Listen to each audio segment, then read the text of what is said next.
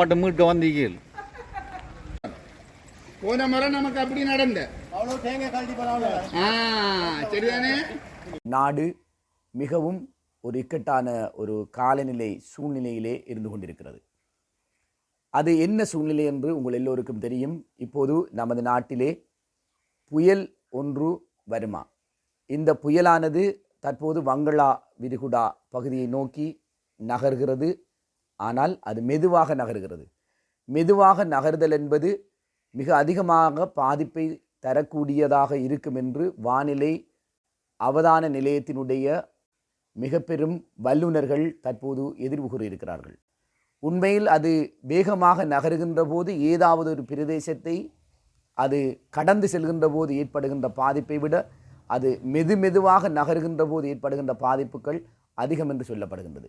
இவ்வாறான ஒரு சூழ்நிலையில் நாம் இப்போது பார்க்க போகின்ற இந்த காணொளி மருதமுனையினுடைய வெள்ள அனர்த்தம் தொடர்பான இன்றைய நிலை எவ்வாறு இருக்கிறது. உங்களுக்கு தெரியும், 2004ஆம் ஆண்டு 12ஆம் மாதம் 26ஆம் தேதி சுனாமி அனர்த்தம் ஏற்பட்டது. அந்த சுனாமி அனர்த்தத்துக்கு இன்னும் இன்றைய அதே தினம் இன்னும் ஒரு மாதம் மாத்திரமே எஞ்சியிருக்கிறது. அந்த சுனாமி அனர்த்தத்தை பொறுத்தவரையில் முழு இலங்கையும் பாதிக்கப்பட்டிருந்தாலும் அதில் அதிகமாக பாதிக்கப்பட்ட பிரதேசம் மருதமுனை என்பது உங்களுக்கு தெரியும்.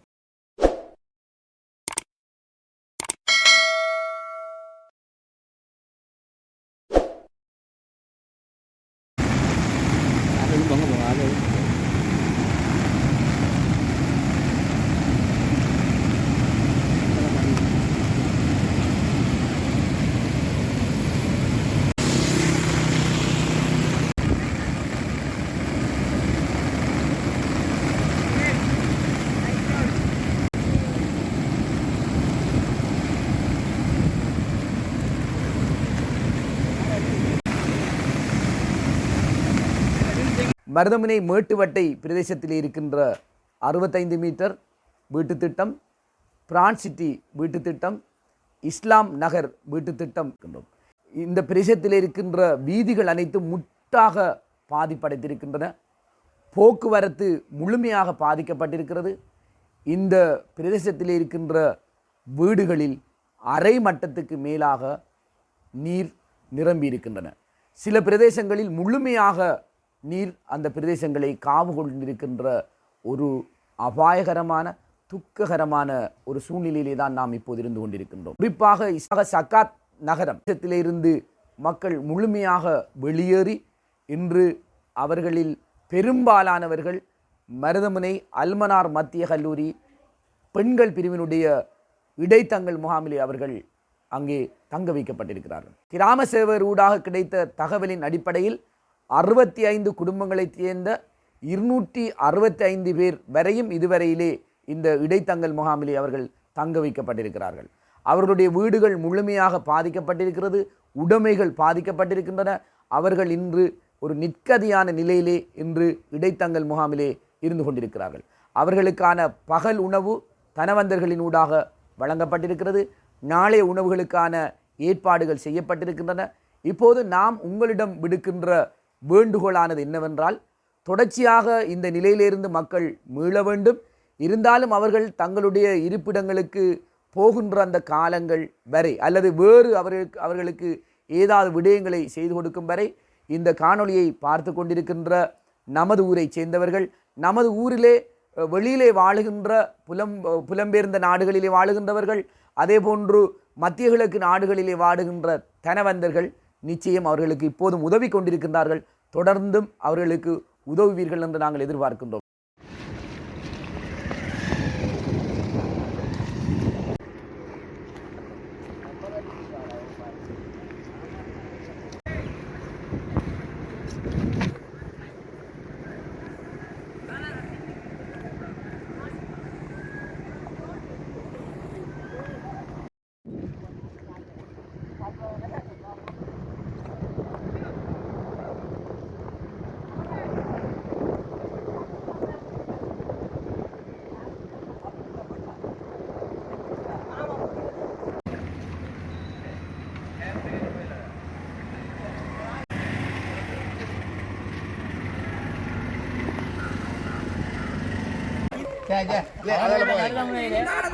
சல்லி சல்லி கிடக்கு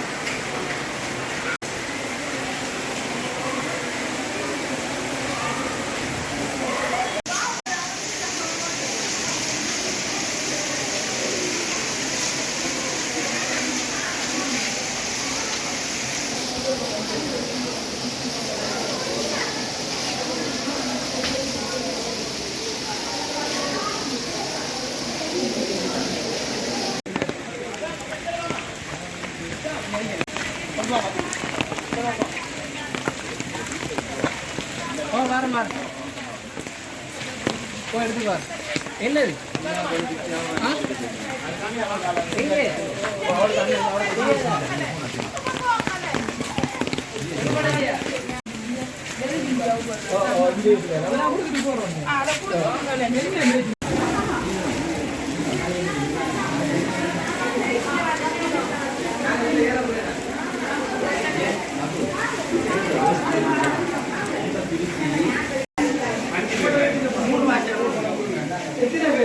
இதுக்குரிய ஜிஎஸ்டிக்காங்களா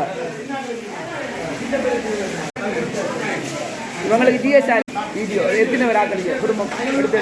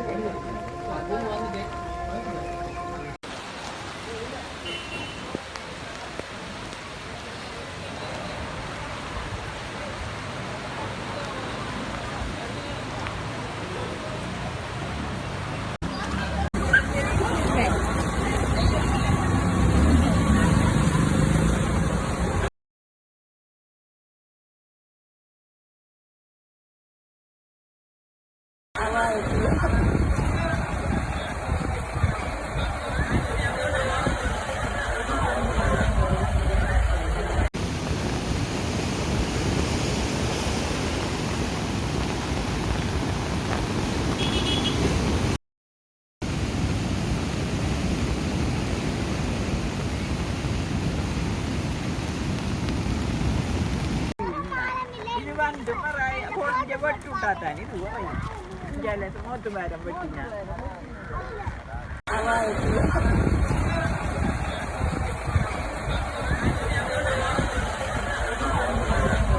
மருதமனையினுடைய மேட்டுவட்டை பிரதேசத்தில் இருக்கின்ற இந்த குடியிருப்புகள் தவிர்ந்த ஏனைய பிரதேசத்திலும் வெள்ள நீருடைய அபாயங்கள் அதிகமாக பாதித்திருக்கிறது.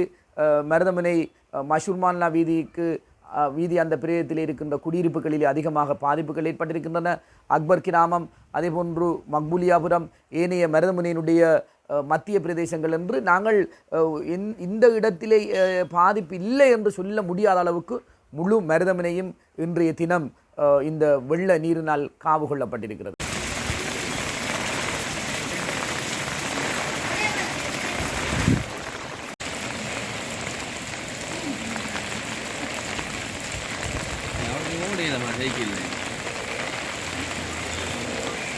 நாட்டில் தற்போது பெய்து வரும் அதிக மழை காரணமாக அம்பாறை மாவட்டத்தில் பல்வேறு பிரதேசங்கள் பாதிக்கப்பட்டுள்ளன.